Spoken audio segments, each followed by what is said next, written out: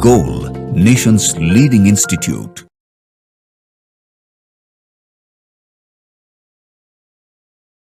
Hello students, we are going to discuss the inorganic question of AITS Major Test 5 for the NEET 2025 which was held on 16 March 2025. We will discuss the inorganic question of this examination. Question number first जो inorganic का है that is question number 93. ये assertion region का question है. assertion बोलता है an element in the extreme left का मतलब हो गया कि S block में भी alkali metal group 1 extreme left के मतलब अल्कली मेटल हो गया of the periodic table forms acidic oxides ना, ये तो गलत हो गया ना. अल्कली मेटल के जितने भी ऑक्साइड होते हैं लिथियम, सोडियम, पोटेशियम, ऐसे लिथियम तो ऑक्साइड बनाते हैं, पर ऑक्साइड बनाना प्रीफर करते हैं. K2O2 होता है, एक KO2 होता है, सुपर ऑक्साइड बनाना चाहते हैं. लेकिन अगर ऑक्साइड का बात किया तो हम लोग ऑक्साइड का ही बात करेंगे, पर ऑक्साइड सुपर ऑक्साइड के बारे में नहीं सोचेंगे. तो ये लोग जितने भी इसके ऑक्साइड होते हैं they are basic in nature, इनका नेचर बेसिक होता है. ये एसिडिक ऑक्साइड का फॉर्मेशन नहीं करते, इसलिए स्टेटमेंट एक गलत है, ये रॉन्ग स्टेटमेंट है. रीजन बोलता है acid is formed during the reaction between water and oxide of reactive element present in the extreme right of the periodic table. देखो रिएक्टिव एलिमेंट के मतलब बोल दिया है कि नोबेल गैस को आप हटा दीजिए, क्योंकि नोबेल गैस को बेसिकली हम लोग लेस रिएक्टिव या नोबेल गैस मानते हैं, कम रिएक्टिव है, नॉर्मल कंडीशन में लोग रिएक्शन नहीं करते हैं. तो रिएक्टिव के मतलब हो गया कि हैलोजन तक बात करना है. तो एक्सट्रीम राइट में जितने भी ऑक्साइड हैं उसको अगर पानी में डालेंगे they will form the acidic oxide. ये सही स्टेटमेंट लिखा है. बोल रहा है कि acid is form during the reaction between water and oxide of reactive metal present in extreme right of the periodic table. तो एक्सट्रीम राइट में पीरियोडिक टेबल में जो रिएक्टिव मेटल होते हैं, नोबेल गैस को हटा देंगे क्योंकि नोबेल गैस को रिएक्टिव में हम लोग जनरली रखते नहीं है, तो नोबेल गैस को हटा देंगे. उसके बाद कौन बचेगा, हमारा हैलोजन बचेगा. तो हैलोजन के जितने भी हेलाइट्स होते हैं दे आर हैलोजन के जितने भी ऑक्साइड होते हैं, हेलाइट्स के जितने भी ऑक्साइड हैं they all are acidic in nature. सबके जैसे चाहे तो फ्लोरीन का हो, फ्लोरीन तो खैर OF2 एंड O2F2 दो ही बनाते हैं, यही दो ऑक्साइड बनेंगे. बाकी सब Cl2O, Cl2O3, Cl2O5, Cl2O7 या ब्रोमीन हो, सबको पानी में डालेंगे they all will form the oxy acid of the same oxidation state. सभी सेम ऑक्सीडेशन स्टेट का ऑक्सी एसिड बनाते हैं. यहाँ पे +2 है, +1 है, तो +1 का ऑक्सी एसिड बन जाएगा HClO बन जाएगा. यहाँ पे HClO हाइपोक्लोरस एसिड इसको बोलेंगे हम लोग. आई बात समझ में. तो इसलिए सब के सब एसिडिक ऑक्साइड का फॉर्मेशन करते हैं. तो ये बिल्कुल स्टेटमेंट सही है, लेकिन ये इसका रीजन ये तो गलत है, इसका एक्सप्लेनेशन नहीं हो सकता है. दोनों अलग अलग स्टेटमेंट है. एक इनकरेक्ट है क्योंकि एक्सट्रीम लेफ्ट में जो होते हैं वो अल्कली मेटल होते हैं. अल्कली मेटल का ऑक्साइड का नेचर बेसिक होता है. और एक्सट्रीम राइट में अगर रिएक्टिव को लेंगे तो हैलोजन होगा, हैलोजन के सारे ऑक्साइड एसिडिक नेचर के होते हैं. तो ये स्टेटमेंट सही है. Assertion is false, reason is true. Assertion is false, reason is true. 93 का सही ऑप्शन होगा ऑप्शन नंबर 4. अगले क्वेश्चन पर चलते हैं. Moving to the next question. Question number 95. The species which does not undergoes disproportionation reaction, जो disproportionate नहीं करता हो, डिस्प्रोपोर्शनेशन रिएक्शन नहीं शो करता हो. ऐसे तो ये रिडॉक्स का क्वेश्चन है फिजिकल का, लेकिन चलो उसमें कुछ है नहीं, देख लेते हैं. देखो जो मैक्सिमम यहाँ पे क्लोरीन +7 में है, तो क्लोरीन +7 में है तो इसको डिस्प्रपोर्शनेट करने के लिए +7 में है, तो इसका एक ऑक्साइड जो है वो +8 में जाना चाहिए और एक +7 या +5 में, मतलब इससे एक ज्यादा होना चाहिए एक कम होना चाहिए. दोनों क्लोरीन का +7 से +8 बन पाना संभव है नहीं क्योंकि मैक्सिमम ऑक्सीडेशन स्टेट में ऑलरेडी है, तो इसलिए डिस्प्रपोर्शनेट करने के कंडीशन में कभी नहीं होगा. जो मिनिमम है, जो मिनिमम ऑक्सीडेशन स्टेट में है या फिर मैक्सिमम ऑक्सीडेशन स्टेट में है, ये कभी भी डिस्प्रपोर्शनेट नहीं कर सकते हैं. जैसे Cl2 माइनस है, क्लोरीन का X-4 पूरे पे चार्ज -1, X की वैल्यू +3 आ जाएगी. ये +3 है, +3 से +5 जा सकता है, +7 जा सकता है, और ये +3 से +1 भी जा सकता है, -1 भी जा सकता है, कहीं तक भी जा सकता है, इसलिए डिस्प्रपोर्शनेट कर सकता है. यहाँ पे X है -2 पूरे पे चार्ज -1, X की वैल्यू +1 है, ये +1 से +3 जा सकता है, +5 जा सकता है, +7 जा सकता है और -1 भी आ सकता है, इसलिए डिस्प्रपोर्शनेट कर सकता है. या ऑक्सीडाइज भी हो सकता है, रिड्यूस भी हो सकता है. यहाँ पे +5 होगा तो +5 से +7 भी जा सकता है, +5 से +3 भी जा सकता है, +1 भी जा सकता है, -1 भी जा सकता है.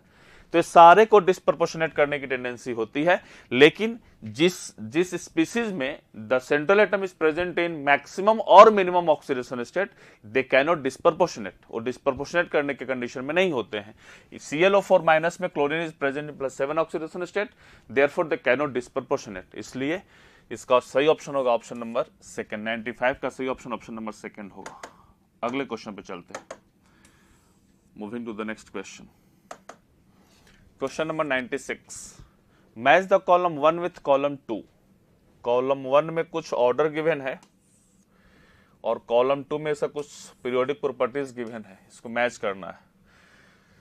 ठीक है, ये कौन सा property? Aluminium +3, magnesium +2, sodium plus and fluorine minus, they all are isoelectronic, सबके सब आइसो इलेक्ट्रॉनिक है।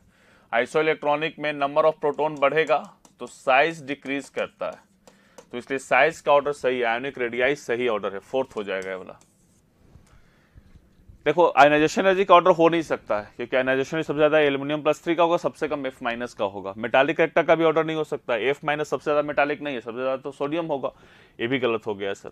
इलेक्ट्रोनिगेटिविटी का भी ऑर्डर नहीं है, मोस्ट इलेक्ट्रोनिगेटिव होगा ये वाला। आयोनिक रेडियाई इसमें सही ऑप्शन चला जाएगा। Boron, carbon, oxygen and nitrogen, ये आपको दिख रहा होगा। आयनाइजेशन एनर्जी फर्स्ट का ऑर्डर है, I1 का ऑर्डर है, सबसे कम बोरन, फिर कार्बन, ऑक्सीजन, नाइट्रोजन में P3 होता है, P4 होता है, इसलिए चेंज कर जाता है, तो ये आयोनाइजेशन एनर्जी का ऑर्डर है, फर्स्ट हो जाएगा ये।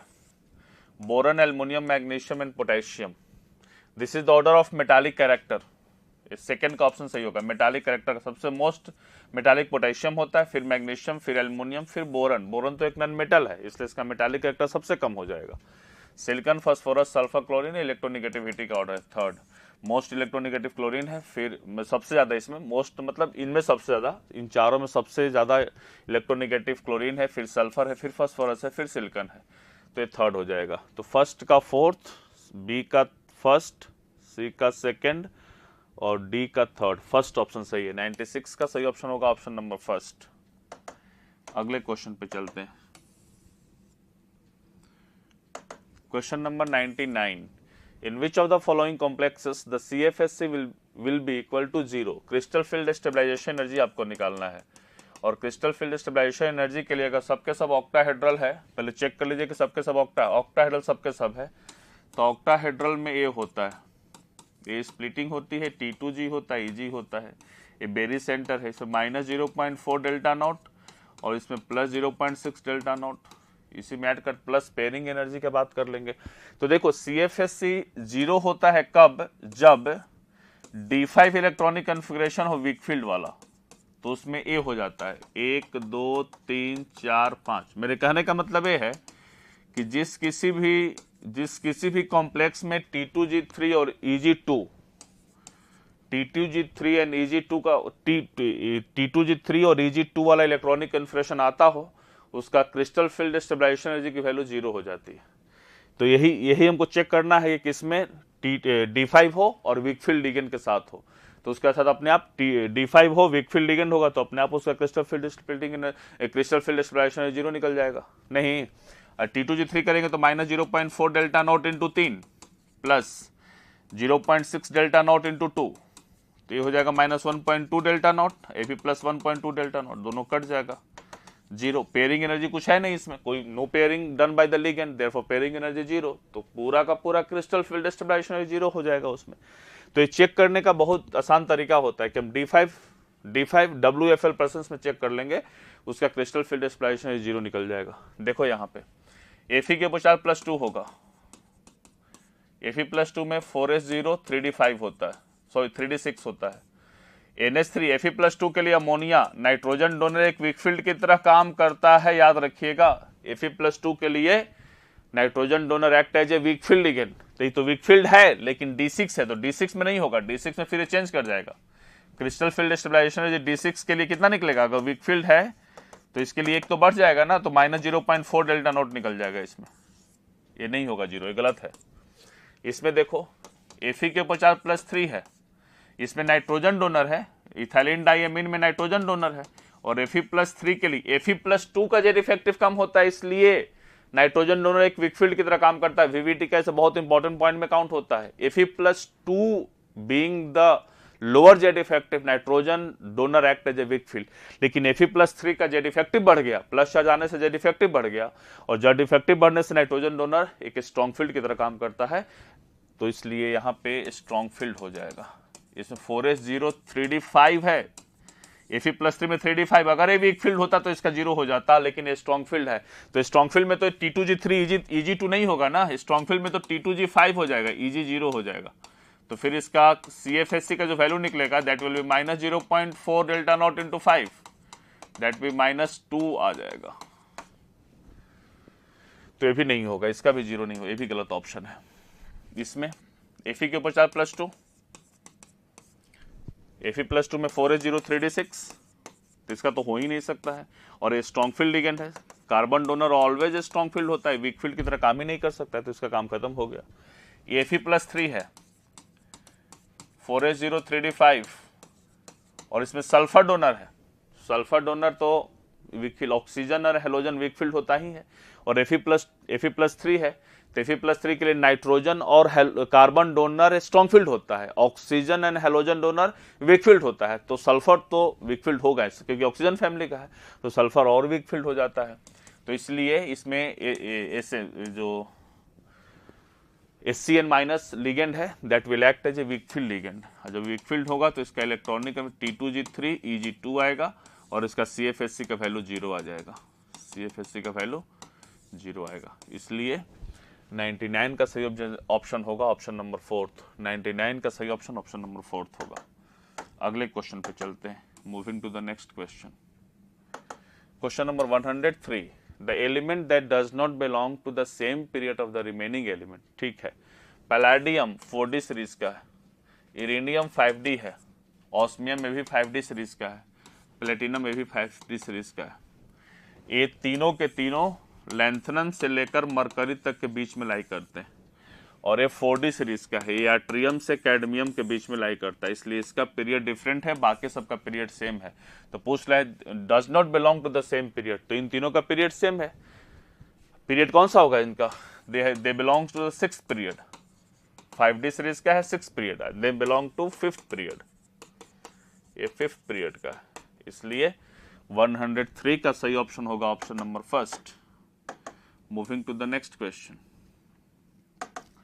Question number 104. Select the incorrect option for electronegativity order. Incorrect. Nitrogen का सही ज्यादा होता है, फिर बोरन का होता है,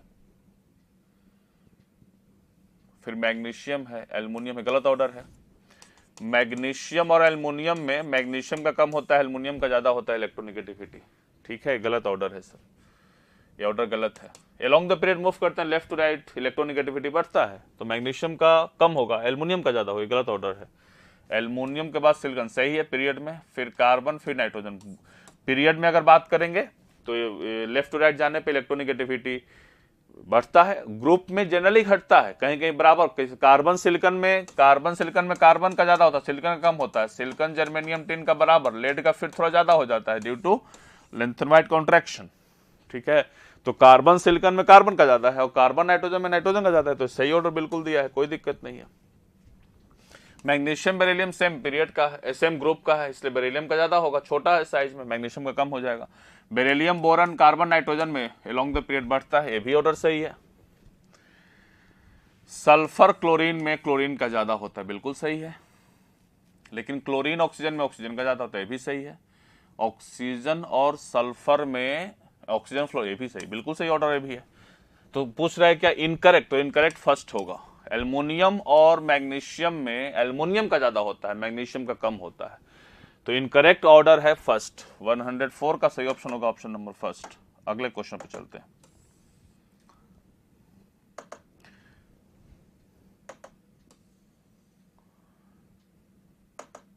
question number 109, which of the following linear combination of atomic orbitals will lead to formation of molecular orbitals in homonuclear diatomic molecules?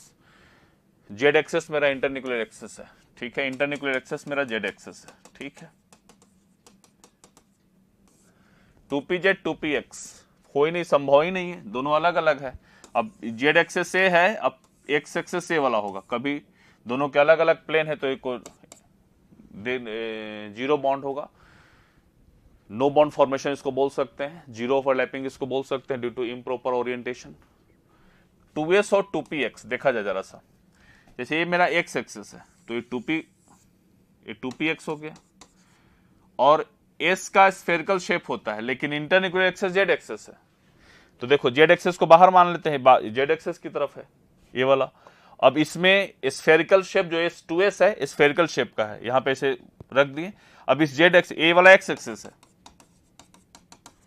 और ये z एक्सिस है बाहर की तरफ, आप इसको परपेंडिकुलर लेना पड़ेगा, ठीक है, एक्सिस इसको मान लेते तो बाहर की तरफ मान लेते हैं, या फिर इसको ऐसे मान लीजिए, ऐसे नहीं तो आप ऐसे ही मान सकते हैं, ऐसे समझ में नहीं। ए मान लीजिए यहाँ पे ए वाला है 2s है, इसको यहाँ से लेके गिराइए, यहाँ पे न्यूक्लियस है, नो बॉन्ड ओवरलैपिंग होगा, नो ओवरलैपिंग का फॉर्मेशन होगा।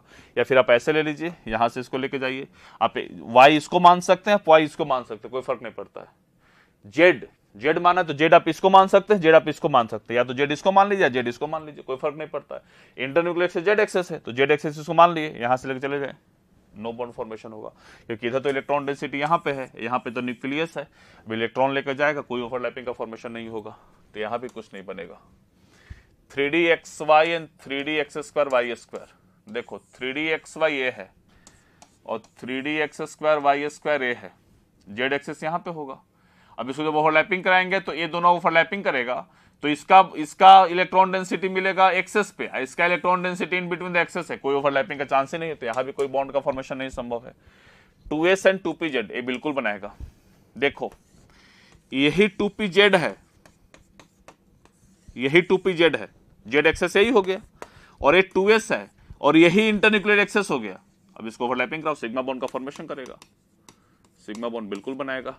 2pz एंड 3dx2y2, देखो 2pz हो गया जेड एक्सेस, और x और y ये वाला हो गया। अब इंटरन्यूक्लियर एक्सेस x, देखो अगर इसमें जेड एक्सेस इसको मानते हैं हम, तो xy तो एक प्लेन बाहर होगा, आप इसको x और y मान लीजिए, तो जेड तो ये वाला होगा ना, दिख रहा है, और इसी के एक्सेस के अलोंग pz है, तो यहाँ पे तो न्यूक्लियस है, यहाँ पे कोई ओवरलैपिंग का चांस नहीं बनेगा, तो इसलिए ये भी जीरो बॉन्ड का फॉर्मेशन है। पूछ रहा है क्या कौन कौन बनाएंगे ना, तो ओनली डी जो सिग्मा बॉन्ड का फॉर्मेशन करेगा, बाकी सबके सब नो बॉन्ड फॉर्मेशन है, डी ओनली, थर्ड ऑप्शन हो जाएगा। तो 109 का सही ऑप्शन होगा ऑप्शन नंबर थर्ड। ये अच्छा क्वेश्चन होता है ओवरलैपिंग का, ओवरलैपिंग कॉन्सेप्ट में कौन सिग्मा कौन पाई कौन डेल्टा बॉन्ड बनाएगा, इसको चेक करना बहुत अच्छा चीज होता है, ठीक है। अगले क्वेश्चन पे चलते हैं।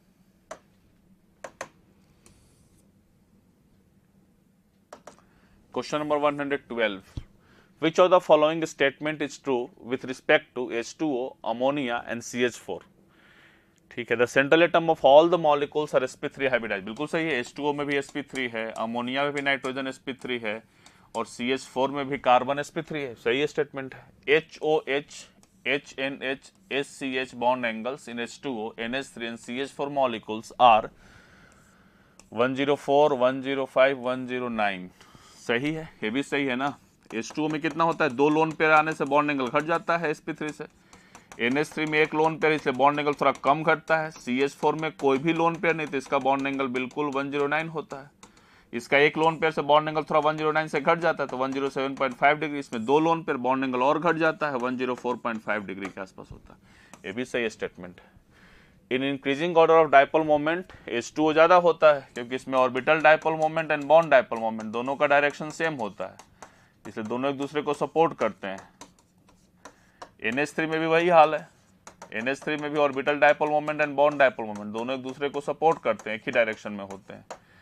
CH4 का तो म्यू 0 हो जाएगा, सिमेट्रिकल मॉलिक्यूल है इसलिए इसका म्यू 0 होगा। इन दोनों का ऑर्बिटल डायपोल मोमेंट सपोर्ट करते हैं, लेकिन इसका Q ज्यादा होता है, delta negative delta positive, mu is equal to Q into D होता है ना, O और H के बीच में इलेक्ट्रोनेगेटिविटी डिफरेंस ज्यादा होने की वजह से इसका Q ज्यादा हो गया, Q ज्यादा होने से इसका डायपोल मोमेंट ज्यादा हो गया, तो इसलिए H2O का सबसे ज्यादा होता है, भी स्टेटमेंट सही है। Both H2O and NH3 are Lewis base, Lewis base के मतलब जो प्रोटॉन जो इलेक्ट्रॉन दे सके, दे आर बेस, जो इलेक्ट्रॉन एक्सेप्ट कर सके उसको हम लोग एसिड बोलते हैं। Electron acceptor are acid, electron donor are base, दोनों है। NH3 भी इलेक्ट्रॉन दे सकता है, H2O भी इलेक्ट्रॉन दे सकता है, तो इसलिए दोनों लिविस बेस की तरह काम करते हैं। सबके सब सही है, ए बी सी डी। 112 का सही ऑप्शन होगा ऑप्शन नंबर 3। अगले क्वेश्चन पे चलते हैं। Question number 116, match the column 1 with column 2। Column 1 में कुछ ट्रांजिशन मेटल आयन है और कॉलम 2 में इसका स्पिन वनली मैग्नेटिक मोमेंट का वैल्यू है। देखो बाबू सुनो, μs is equal to n into N plus 2 Bohr magneton देता है, ये इसका होता है। n is equal to number of unpaired electron. अगर हम लोग सिर्फ स्पिन का बात करें तो अब इसमें n का सबका n का वैल्यू निकाल के फिर उसका हम लोग कैलकुलेशन करें, रूट का वैल्यू निकाल, बहुत मुश्किल होता है। तो इसके लिए एक बहुत शॉर्ट ट्रिक होता है। क्या होता है कि जो n का, जैसे n का वैल्यू अगर 1 आ रहा है, नंबर ऑफ अनपेयर्ड इलेक्ट्रॉन 1 है, तो इसका जो μs का वैल्यू होगा 1 पॉइंट समथिंग होगा। अगर n की वैल्यू 2 आ रहा है तो इसका μs की वैल्यू 2 पॉइंट समथिंग होगा। अगर n की वैल्यू 3 आ रहा है तो इसका μ स्पिन का वैल्यू 3 पॉइंट समथिंग होगा। मतलब जो n का वैल्यू होगा डेसिमल के पहले वही डिजिट होता है, इस बात को याद रखना है, तो वो जल्दी बन जाएगा आपको। तो titanium 22 atomic number, 4s0 3d1, तो इसमें नंबर ऑफ अनपेयर्ड इलेक्ट्रॉन 1 है तो 1 पॉइंट समथिंग होगा, तो इसका थर्ड हो जाएगा ऑप्शन। वेनेडियम 23 4s0 3d3, इसमें 3 अनपेयर्ड इलेक्ट्रॉन रहेंगे तो इसका 3 पॉइंट समथिंग होगा, तो इसका फर्स्ट ऑप्शन हो जाएगा। निकल 28 4s0 3d8, तो इसमें 2 अनपेयर्ड इलेक्ट्रॉन होंगे, तो 2 अनपेयर्ड इलेक्ट्रॉन वाले 2.4 हो जाएंगे इसके। स्कैंडियम 3, इसका 0 होगा ना, 21 होता है, 4s0 3d0, 3 ही इलेक्ट्रॉन होते हैं तो इसका 0 अनपेयर्ड, तो 0 हो जाएगा, इसका सेकंड हो जाएगा। मिला लीजिए, ए का थर्ड, ठीक है, बी का फर्स्ट, सी का फोर्थ, डी का सेकंड, फोर्थ ऑप्शन मिल रहा है। तो 116 का सही ऑप्शन होगा ऑप्शन नंबर 4। अगले क्वेश्चन पे चलते हैं। Question number 119, when ethane 1,2-diamine is added progressively to an aqueous solution of nickel to chloride, the sequence of color change observed will be। ठीक है, निकल टू क्लोराइड है, NiH2O का होल 6 Cl2, ये वाला होगा। Aqua solution of nickel two chloride, तो nickel two chloride का एक्वा सॉल्यूशन यही बनता है, NiH2O का होल 6 Cl2, जिसमें निकल के ऊपर चार्ज +2 होता है और इस कॉम्प्लेक्स का कलर ग्रीन होता है। इसमें बोल रहा है कि प्रोग्रेसिवली एक एक करके इथाइलिन डायमीन को ऐड किया जा रहा है। तो NiH2O का whole 4, En ethylene diamine bidentate है, एक En जाएगा, 2 H2O को बाहर करेगा, Cl2, इसका कलर हो जाता है पेल ब्लू। इसमें एक और डाल दीजिए तो ये बन जाएगा NiH2O का होल ट्वाइस, En का होल ट्वाइस, Cl2, इसका कलर हो जाता है ब्लू। कभी कभी इसको पर्पल भी लिखता है, तो ब्लू या पर्पल। इसमें एक और En डाल दो तो H2O खत्म हो जाएगा, En का होल थ्राइस, H2O पूरा का पूरा खत्म हो जाएगा, Cl2, और इसका कलर वायलेट हो जाता है। देखो कलर के क्या क्या चाहिए, ग्रीन से पेल ब्लू, सही है, पेल ब्लू से ब्लू, ब्लू से वायलेट। यहाँ पर्पल भी होता फिर भी काम चलता, ठीक है ना, ब्लू के जगह पे अगर पर्पल भी लिखता है फिर भी काम चल जाएगा। तो पहला ही ऑप्शन सही है। NiH2O का ब्लू नहीं होता है, गलत है, वायलेट नहीं होता है, गलत है, पेल ब्लू नहीं, गलत है, तो इस पे आगे हम लोग मूव ही नहीं करेंगे, पहला ही मेरा ऑप्शन सही मिल रहा है। तो 119 का सही ऑप्शन होगा ऑप्शन नंबर 1। अगले क्वेश्चन पे चलते हैं। Question number 127, the correct order of boiling point of halogen F2 Cl2 Br2 I2, इन सभी के पास वैन डर वाल्स फोर्सेस होते हैं। F2 के बीच में वैन डर वाल्स फोर्सेस होंगे, यहां से लेकर यहां तक I2 के बीच में वैन डर वाल्स फोर्सेस होते हैं। And van der Waals forces is directly proportional to molecular weight, इसलिए मॉलिक्यूलर वेट जिसका ज्यादा होगा उसका, and directly proportional to melting point, directly proportional to boiling point. तो सबसे ज्यादा बॉइलिंग पॉइंट होगा I2 का और सबसे कम होगा F2 का, F2 Cl2 Br2 I2, fourth option is correct one. 127 का सही ऑप्शन होगा ऑप्शन नंबर 4। अगले क्वेश्चन पे चलते हैं। Question number 130, the basic character of hydrides of the group 15 element. Basic character decrease करता है, Kb value decreases down the group, decrease करता है। सबसे अच्छा NH3 होता है, PS3, SS3, SbH3। Second option is correct one. तो 130 का सही ऑप्शन होगा ऑप्शन नंबर 2। अगले क्वेश्चन पे चलते हैं। Question number 131, which of the following pair is not isoelectronic species. ठीक है, कुछ एलिमेंट इसमें गिवन है, इसे पूछ रहा है कौन इसमें आइसोइलेक्ट्रॉनिक नहीं हो सकते हैं, उसको हमको ढूंढना है। सबका एटॉमिक नंबर गिवन है, बहुत आसान सा है। सेमेरियम +2, तो सेमेरियम +2 का, सेमेरियम का एटॉमिक नंबर 62 गिवन है, 2 इलेक्ट्रॉन निकाल दो 60, और अर्बियम +2 68 गिवन है, 2 66, ये दोनों आइसोइलेक्ट्रॉनिक नहीं है। तो पूछ रहा है कौन इसमें नहीं है आइसोइलेक्ट्रॉनिक, तो एक तो हो गया ए, क्योंकि ये दोनों एक में 60 एक में 66, ये दोनों नहीं है। नेक्स्ट पर मूव किया जाए, ये ट्रिबियम +2, ये ट्रिबियम +2 70, 2 निकल गया 68, ल्यूटेटियम +3, ल्यूटेटियम 71, 3 निकल गया, तो इसमें भी 68, ये दोनों हैं, ये नहीं होंगे। यूरोपियम +2, यूरोपियम +2 63, तो 2 निकल गया 61, और टर्बियम +4, तो ये हो जाएंगे 61, ये भी 61, तो ये भी है। देख लो, यूरोपियम का 63 होता है, 2 निकल गया 61, टर्बियम का +4 है 65 होता है, 4 निकल गए 61, ये भी है। टर्बियम +2, तो 65 में से 2 63, टीएम थुलियम, थुलियम 69, 4 निकल गए 65, ये भी नहीं है, तो डी भी ऑप्शन हो जाएगा। पूछा कौन कौन नहीं है आइसोइलेक्ट्रॉनिक, तो बी और सी है, ए और डी नहीं है, तो ए और डी ऑप्शन चले जाएंगे। Fourth option is correct one, तो 131 का सही ऑप्शन होगा ऑप्शन नंबर 4। अगले क्वेश्चन पे चलते हैं।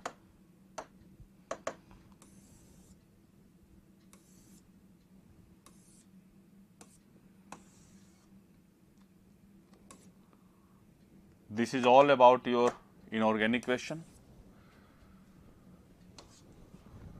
This is all about your inorganic question. Thank you everyone. Thank you so much.